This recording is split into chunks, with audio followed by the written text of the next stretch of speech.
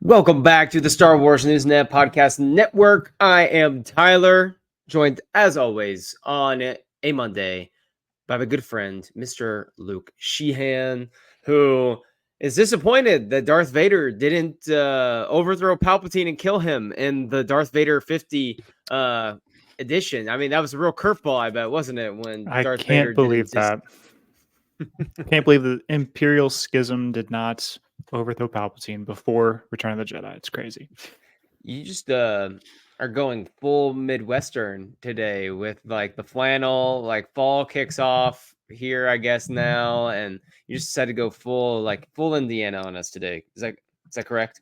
Absolutely, yeah. I'm ready for fall weather. I'm ready for a bit cooler temps. And I know that my temps are nothing even compared to yours down where you live. So, Oh no, like our temps this week will be 86, 89, 89, 90, 88, 85. So cooler temps do not exist over here with I don't even want to get started on the humidity levels, but right. recording this on a Sunday afternoon, actually, I have to apologize to the members of our audience who were expecting the timeline show on Saturday and did not receive it. It was a crazy week for me. I apologize. We will be back this week. The timeline show will get recorded.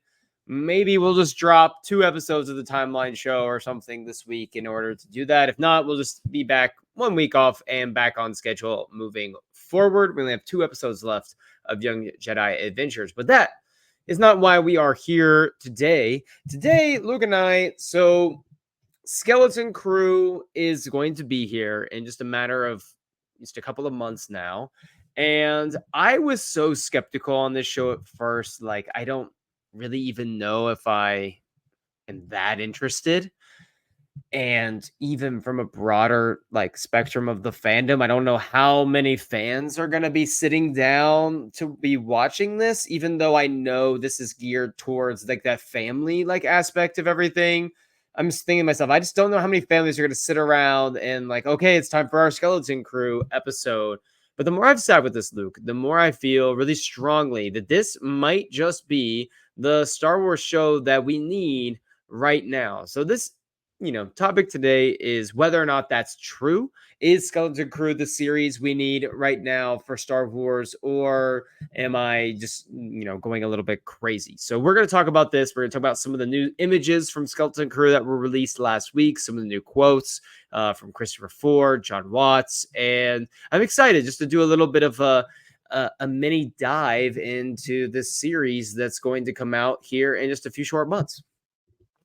Absolutely. And this will be, I think, a pretty good episode because I think we're both much more than less on the same page about this. So it'll be fun because, it feels good to feel good about Star Wars. Like, I don't like being pessimistic or not liking how things are turning out. And I think this show is going to feel good. I think it's going to be nice to watch, and it's going to be nice for, we don't know tons about the show, but I get the feeling that it's not going to be some lore heavy, like, oh, I didn't watch these 3 shows and I think it's going to be pretty friendly for people who are experienced and not experienced for Star Wars. I think we're in for something pretty good here. Before we begin, though, I made a purchase today at my local Target, and I just had to show you.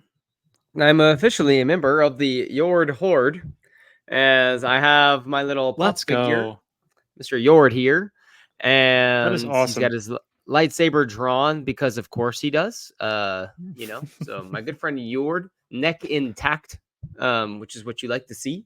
So he's, he's gonna be sitting over here next to me while we do this, and say what you will about the acolyte, our good guy Yord, good guy over here. He did his best, and he stuck his neck out for the Jedi Order when they needed him most. So let's get on with Skeleton Crew. There were a couple of images that were released this week. So let's talk about like some of those pictures, and then we'll get into like the broader like part about Skeleton Crew. The one that is going to be like the money shot of the like 2 or 3 pictures that they released is the one of Jude Law standing there with what seems like some sort of like blaster type pistol in his pocket. maybe like a dagger of Yeah. some kind, but that looks like what's there. He's looking at something in the distance with the four kids that I'm assuming he's going to be protecting, and leading throughout the show behind him. What do you think about how this one looks right here? This is pretty cool. Jude Law looks like he's really zoned in on something. He's in full actor mode here. It's interesting. All those four kids are lined up behind him. It's not like they caught off guard. It seems like they're maybe pondering at something that they're Hmm. seeing. Possibly no enemies in sight. It's just like they're in a wondrous kind of state. Like, what are we looking at? Some kind of maybe ancient site or some kind of treasure Hmm. that they've found. I'm thinking. It's possible. What about this one right here with all the pirates? And we have, really good looking image, I think, here. Like sometimes the images that we get, like this one does not look very good to me, but this one looks incredible. Like I I love the do look of this agree. one. Yeah, I think it actually does look better. I was just thinking this the other day. I don't know why. It's just a quick thought. I was like, Star Wars has so many species that are in this just this universe. They all get used like pretty well. I was thinking of like other even franchises. I think Lord of the Rings is another one, good one that has, Mhm. multiple different species that are out there that are really on screen. And Star Wars is pretty unique that like there's all these different kinds of aliens that are going to be there, and I love that these are getting screen time. So we've got a Gran, a Hybrid, a Mhm. Nikto, a Shistavanen. Like there's Are some you crazy. are you a Jaleel White fan? Oh, so I saw he's in the show. I mean, I can't say I know a ton of his work, but he seems like a great guy. You're not you never like necessarily watched like Family Matters with Steve Urkel? I've seen a little bit of Family Matters. I Oh, haven't okay, watched like okay. all of it, but I yeah, haven't either. I was just wondering. I've But seen some I episodes. actually so he's Gunter, which is standing there. He's like a cyborg like pirate, it looks like. But the one Oh, that I I'm excited gotcha. about is Brutus. Like, what is that species called again? Like the werewolf species? What are they called? Shistavanen. The Shistavanins, like that Yeah, he just looks awesome. Like just look at that. Like he I looks know, really he and looks he's got real the good. pistols like lined up on his chest, like strapped in there. And he looked like it just looks so good. I cannot wait to see that more of like that pirate. Like, and I just think that he's gonna be like the menacing one. Like these kids are gonna be absolutely terrified of him. Like, how could you not be? Like, imagine being this like a 9, 10, 11-year old and you see this Gustavan Werewolf, yeah. werewolf named Brutus coming after you.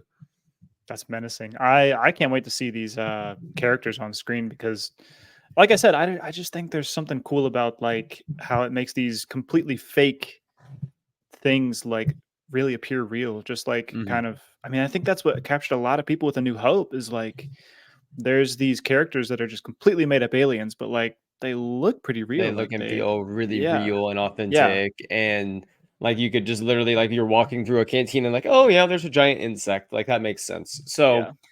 what I find curious about this is that I am a huge fan of like pirates and things in Star Wars. I love them and I think they're done so well in like Clone Wars and Rebels, and there's so many books with great pirates. I mean, we're reading the High Republic with the Nile and reading about what this band of pirates is doing to the Republic and the Jedi. But I will admit that I don't necessarily love the pirates from Mando. I didn't mind the Gorian Shard stuff in season 3. It just felt like so much of season 3 so like forced and packed in there without room to really like bake a lot of room to cook. And I just think that maybe a series where it's focusing on like these pirates and everything could give it an opportunity to shine just like it does in some of these animated shows and novels that we see, because they certainly we can't tell much from an image, but from the one image that we have of this group of pirates standing there, they look incredible. They sound like they're going to be a great like menacing group to terrorize these young children. And from what we've seen of Vane already, and then obviously Jillo White's going to be in there. He has the capability of playing like a goofy character, obviously. I'm wondering if we might end up getting kind of the best of Star Wars pirates, which is for the most part, especially for this type of show, which is going to be, they are very scary, but also you can, like, they're going to be a little silly. They're going to be, you can make fun of them. They're going to make stupid mistakes every once in a while. And I think we're going to see some of Jude Law's charm and brilliance playing off some of the shortcomings of like this band of pirates. I just really want Brutus to be the leader. He's standing in the front. I just want him. I want him to be the leader. Yeah, I think I do too because I mean, we don't ever see that kind of species really ever. So I think it'd be awesome to see that being our like lead pirate. Yeah. I think you're right. Like the pirate kind of aspect of season 3, kind of this Mando verse, Mm-hmm. hasn't been like the strongest part of the Mando verse, but Right. I think if this really focuses in and gives us a lot of backstory, maybe even just Mm-hmm. elevates the pirates, I think maybe it could change the way we view season 3 a little bit. Mm-hmm. Like maybe like it could do some good work retroactively for what's come before it, as well Right. as just being a good show itself. So I think it could Like do some stuff.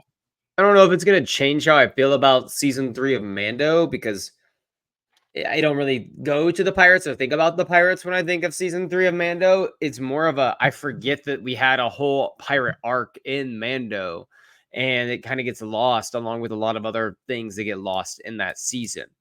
What I will say though is I might look at that pirates when I go watch Mando and be like, at least it makes a little more like sense. Like it might make a little more sense. I don't know if I'm going to be more like pleased with the fact that the Mandalorian storyline was kind of taken over randomly by these pirates for a couple episodes, which I enjoyed those episodes on it, like to be honest, but it just felt like we were not served later for the time lost with those episodes.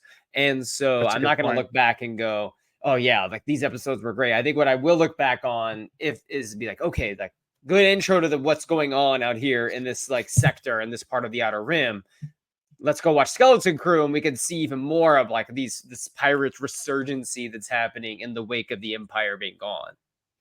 Yeah, I think I think that's kind of what I'm hoping for too. Is not that like, oh, you know what? Now I think that these episodes are amazing. Like they'll Mm-hmm. probably still be what they are, but they'll make more sense. They'll feel like Okay, it'll feel like it wasn't time wasted. So that makes sense. I I think can agree with I that like for the way you sure. put that actually. We I'm really curious what you think about this. So, obviously we've talked before about the incredible amount of directors, like of really qualified people directing these episodes for a show that is not being marketed or talked about like this is the A-list premier, flagship new flagship show of Star Wars. Like not anything like it. It seems like it's going to be just probably this one season, deal. We'll see what happens. Maybe it takes off, maybe it doesn't. But I have to admit, and let's get into the whole like, is this series this like the right one for this moment? Is this the series we need in this moment? Say what you want about the Acolyte, good, bad, ugly, pretty, whatever. We're both, I think, somewhere in between in that. I am just exhausted by some sort of new fandom controversy and everything going on around it because it's exhausting. And so we joked in our a group chat we have this week, and there's that like random video that circulates online every once in a while with like, oh, check out the first people who watched Return of the Jedi were saying back in 1983 or whatever. And we joked about how like Tyler always sends that video when he sees it, like, oh, I just wish I could be there. And honestly, film and critics around film were not perfect in the 1980s by any stretch of the imagination. We have so much more, equitable casting now. The diversity in Hollywood is improving, every year. Projects are becoming much more diverse. We're seeing women having more roles in directing, these in feature films and series, like unlike before. We still have a lot of room to go. I'm not trying to say that, oh, let's go back to the good old days where, we had a predominantly, white Hollywood. But what I'm saying in terms of I wish we could get back to some of that point is it was just pre like social media who can just up the fire of the rhetoric every single time, like who can up the ante every single time.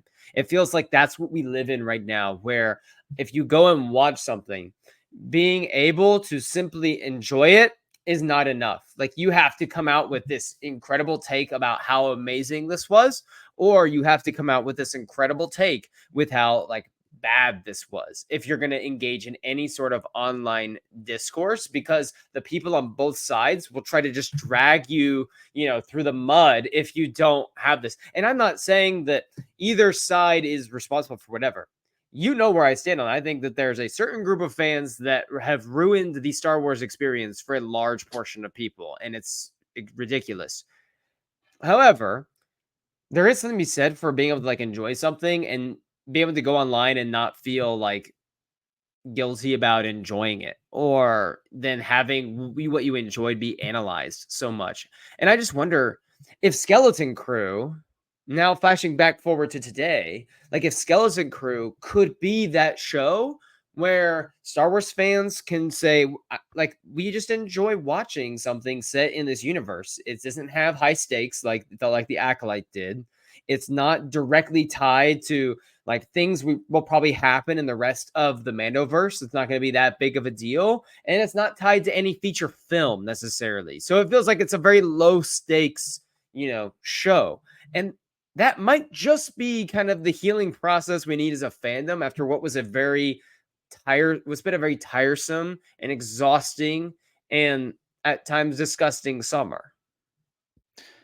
Yeah, absolutely. Great points about the fandom. I mean, it's very odd how loud they can be about what they don't like, and just my personal take on kind of like the extreme hate, extreme love. Like, I think like what I've personally seen is like people Mm-hmm. will come out first and say, "Well, I think this sucked. I hated it," and I think that drives people to like, "Well, I need to be an opposing voice to that because I did like it, but now I feel called to go even further than that and say, well, I Mm-hmm. loved it. It's the best thing I've ever seen." I think it's kind of Right. the extreme love that maybe toxic positivity is like a reaction to the toxic negativity.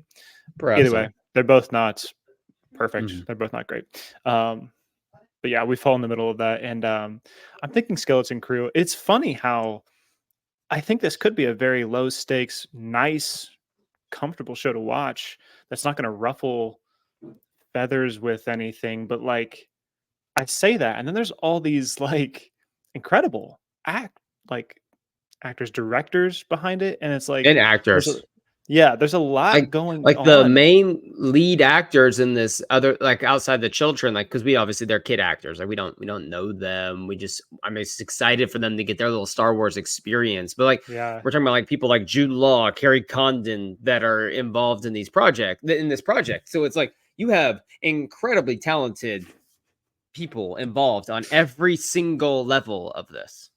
yeah, um, which is wild to me. The like behind the screen, in front of the screen, there's like these big names that seem like they've poured a lot into this already, Hmm. and it doesn't feel like they've tried to market this as like get ready for our next gigantic show, get ready for our Right. next like generational show. It's like Right. this will be like it.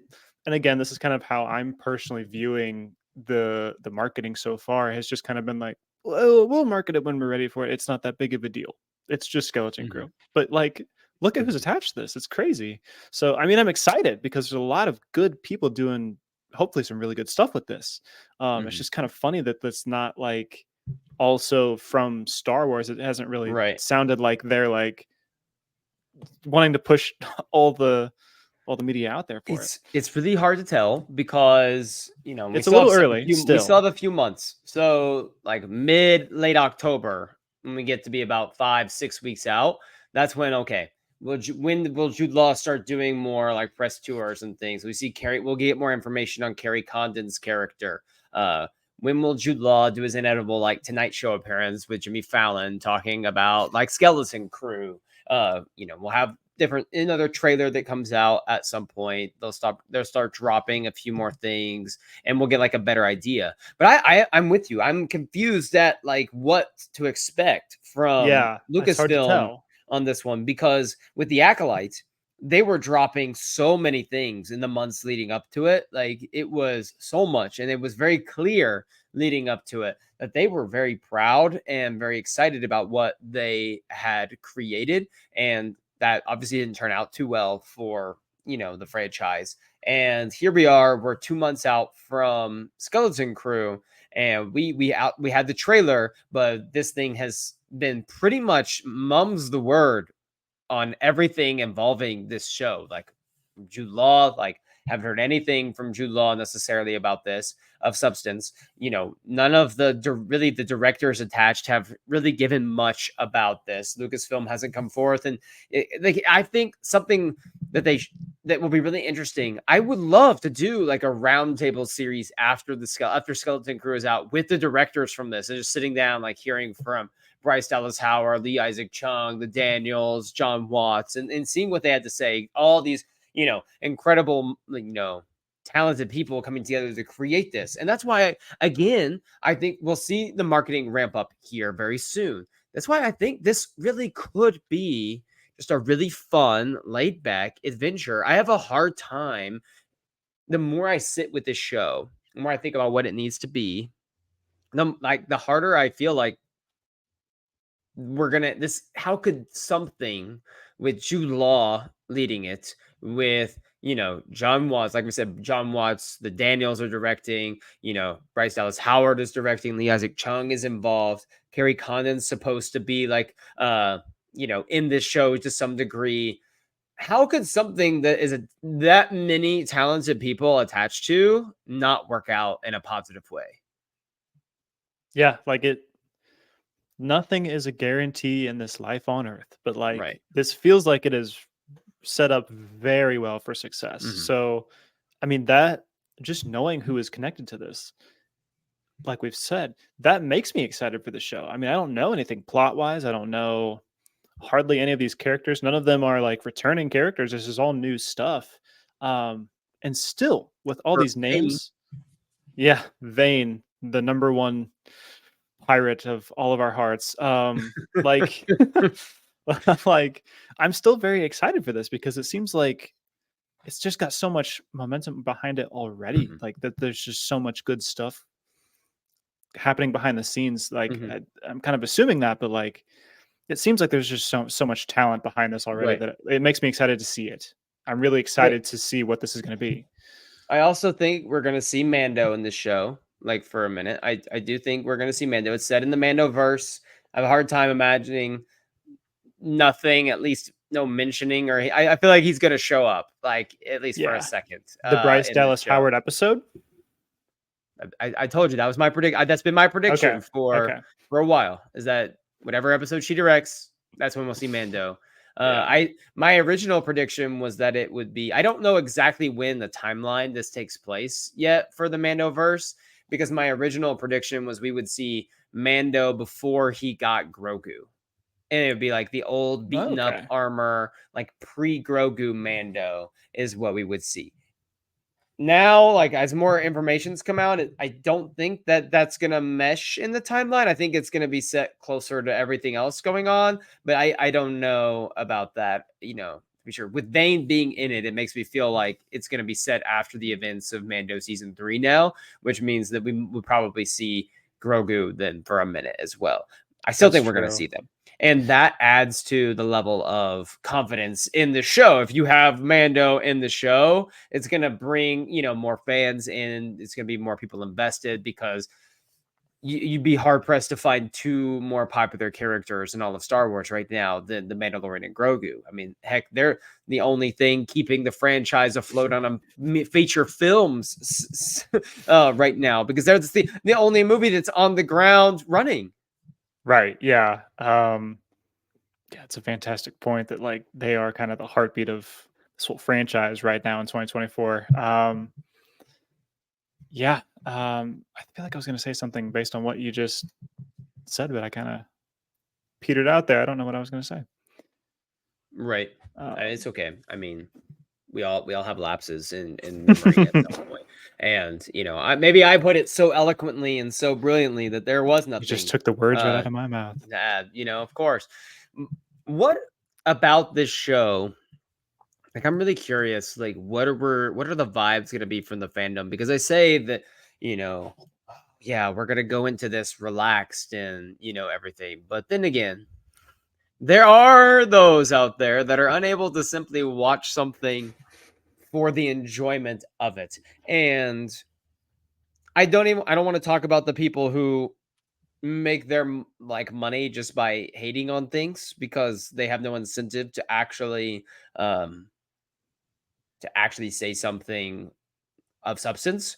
Right. And there's people out there that will never criticize a single thing ever from Star Wars because that's also an incentive for them. But for what we do here at Star Wars News Net, I'm curious, like, what levels we're gonna see, like, from the carryover from the Acolyte, possibly the Skeleton Crew. Personally, I think it's gonna be significantly, like, lower. I think, like, the temperature in the room is gonna go way down. I think it's gonna be around the holidays. People are just gonna wanna sit back and watch some fun Star Wars around the holidays, and I think it's gonna be, like, this campy, like, fun adventure that is a cross between, like, Stranger Things and The Goonies that can get like dark and scary at times, but also, have fun, like lighthearted, like funny moments that you can sit around with everyone and watch. Yeah, I'm hoping that's the case. It feels like that's kind of what we need. It feels like that would Yeah. be a very good change of pace for us after kind of a just a real rough go of things with the Acolyte. I enjoyed the show, but like a lot of people didn't, and so I'm kind of hoping that that's just not even how this feels at all. That like, yeah, it's gonna be Hmm. holiday season. I think it's gonna be time where people want to relax, take a time off. Hmm. It's the end of the year. We just spent an entire 2024 going through some crazy stuff. And I'm hoping that this show can provide Hmm. people with Yeah. an outlet to relax, with an outlet to have fun.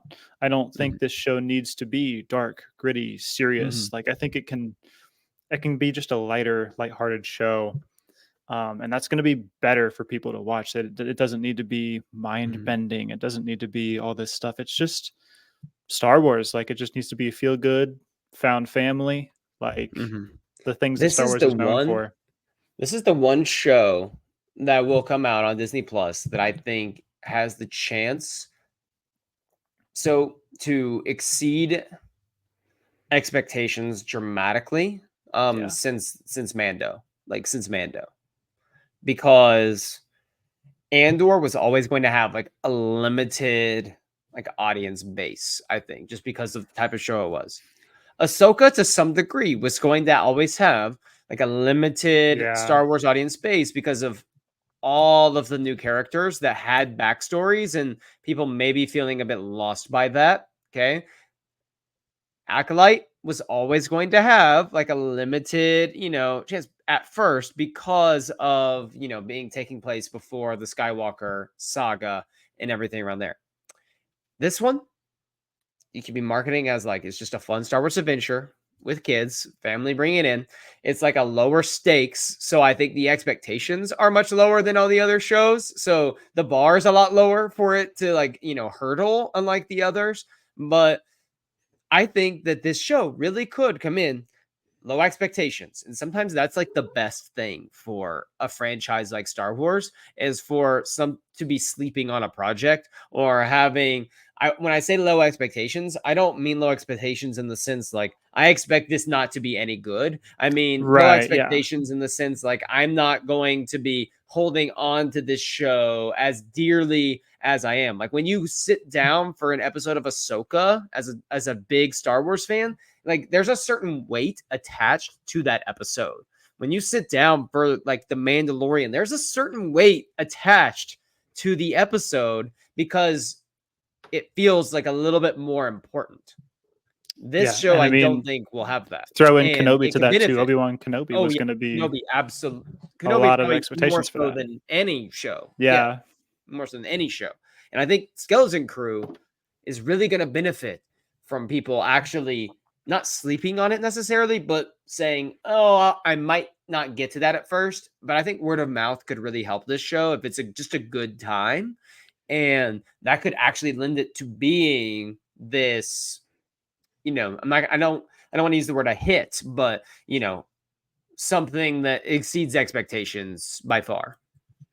Yeah, and I'm with you there. Like, it's funny how you kind of have to like walk the line. Like, my expectations aren't high for this show, but that doesn't mean I think it's going to be bad. I think it's going to be good. I just, it's not Obi-Wan Kenobi. Like, I don't know this character. It's not a legacy character. So, I think there's a lot of Mhm. room for this to grow. I don't think we even know what the ceiling could be for the show. I think with a lot of things, like you mentioned, we already kind of knew. Like, there's pretty substantial amount of stuff you have to know that you maybe should know going into Yes. Ahsoka. Like, there's with these things, like there's sometimes a little bit of baggage that you bring into it. With Skeleton Crew, I just don't think there's much baggage or anything that you really need to know coming into this. Maybe you should have watched Mando, but I don't think so. if not, I don't think it's going to be a problem at all. Like, I I think you're don't going to be the fine. the only thing that you should know when you sit down and watch this show, which they will address probably within the first 5 minutes of the show, takes place, after Return of the Jedi, after the fall of the Empire. That's the only thing you need to know coming into this show. You tell people, hey, this is a show for kids about with Jude Law taking these kids on an adventure across the galaxy set after Return of the Jedi. Boom, there you go. I think that's interesting enough for people to initially, be there. Jude Law's he's a big name. Like that's going to get you Yeah, some people to watch. absolutely. Some families will watch. Carrie Condon will get some people to watch. You have Star Wars in general, and it's around the holidays. Star Wars is traditionally, up from a movie standpoint, owned that time. But we've also seen like shows like The Mandalorian drop in the holiday season, Boba Fett drop in the holiday season, and those shows do, reasonably well during those blocks. So I have this really good vibes right now about this show. And I think that those vibes are just going to continue to increase. And like I said, just because the bar is set lower for this show, I don't look at that as a negative. I just look at it as I think it's going to work for it. people might go into the show not feeling like, I don't know about you. I went in super excited for the Acolyte, but with each episode as it went on, I was more and more tense as I was watching because I was like, this episode has to be really good for Yeah, people. And same thing with Obi-Wan. Like each episode, it's like this one has to deliver, this one has to deliver. This one I go in and I'm just like, all right, let's see what we got. And each episode, I'm not going to be sitting back going, oh boy, like this one has to hit home. Versus when people would watch like an episode of The Mandalorian. And some of this has to do with the fact that we have such shorter seasons now right, with our shows. Like 8 episodes or whatever for The Mandalorian. Every episode, the stakes feel so high because if you have, a random Ice Spiders and Frog Lady episode, as right, fun as that episode is, it's an entire episode taking away from the main storyline. And as much as I love side quest episodes, when you have to jam pack everything into 8 episodes, that makes it very difficult. A show like this, I have absolutely no expectation for there to be some incredible plot. To me, every single episode in this show is somewhat of a side quest episode until they're just trying to get back to wherever they get lost from. So that's kind of what I am enjoying about this process is that I'm going to go in and just do maybe like a mini adventure of the week for Star Wars. exactly. Talking about like you describing the way that this could go and how this could really be a success, it makes me think of Bad Batch. I know that's animation versus live action here, but like I just didn't have super high expectations that this needed to be the greatest thing. Mm-hmm. But after 3 seasons of The Bad Batch, I found myself very attached to these characters. Yeah. I was really enjoying each episode that we got because it didn't need to knock it out of the park with a grand slam. Like, Mm-hmm. if you give me a, I think we even said this, like, if you give me like a 7 out of 10 for Bad Batch, like, and it's just a Right. 7 out of 10 each week, like, that's pretty good. And so, Yeah. I mean, I don't think we should take that as a bad thing. Like, I think this show can really can do really well without having Yes. to get some grand slams out there.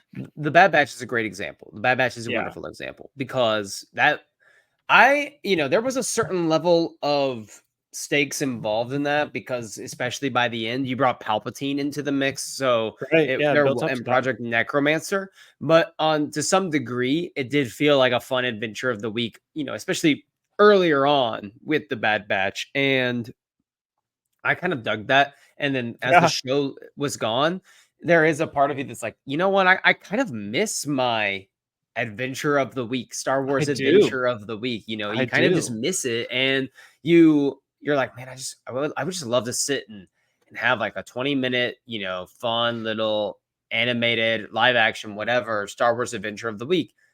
The Skeleton Crew show might be able to deliver on that for a lot of people because it is going to have that low stakes, exciting, kind of nonchalant vibe, I think. But I think that like there are going to be some darker like tones that are going to surprise some people. I think there's going to be some level of like sinister behavior that will surprise some people still, even though it's still like Disney at the end of the day. But I still think there's gonna be enough in there to surprise some people because they also know that as much as this is geared towards families, you still need there's gonna be adults in the room watching as well. So you want to have like a few things in there for them too. And I firmly believe that the best way for Star Wars to move forward is to stop catering towards people, 45 to 65 years old. I think the best way, and I'm not saying that like there should never be projects in Star Wars for those people, but what I'm saying is what Star Wars has always done is it has consistently been a multi-generational, generation after generation being invested in Star Wars. And I firmly believe that the best way for Star Wars, if they're going to keep putting things out there on Disney Plus to do that, is to get younger fans involved. And it's harder than ever to get younger people, like younger than us, like younger, like Gen Alpha type or younger Gen Z people to be invested in shows and movies because social media is a disease. That is why. Yeah. And that could be a whole big topic, but just to quickly even like talk about that, like Star Wars is now competing, like TV shows are competing with things that aren't even TV shows. Like you're competing with YouTube, you're competing with Mhm. a social media site and just being on that instead of watching a show. Like it's crazy. So I think Star Wars, could really benefit from widening their range of who they're trying to Mhm. make content for. And so that means hitting some younger audiences. I'm glad we have Young Jedi Adventures, um, stuff like that. So yeah, Like the I'm hoping that Galaxy Heroes things, like the little animated yeah, like short videos. yeah, They should do more of those things. yeah, and make them maybe have a little bit more budget to those, maybe make them a little better too. Mhm. So yeah, I'm hoping this show can really draw in some younger audiences that like they Mhm. can see themselves in these young characters and they can be like, you know Mhm. what, I dig this. I actually want to see the next episode. What's Yeah. going on with KB or whoever's on screen? Oh, my So boy Neil. what's I'm going ready on to with die for Neil? that Like, guy. I'm ready yeah, to die for him. What if like I am Max too. Rebo is actually his father? And it's weird because like, does Max Rebo have legs or arms? Like he's only got those two limbs, and it's like, does Neil have four limbs? Like, what's going on here? Like, there's this whole discussion there.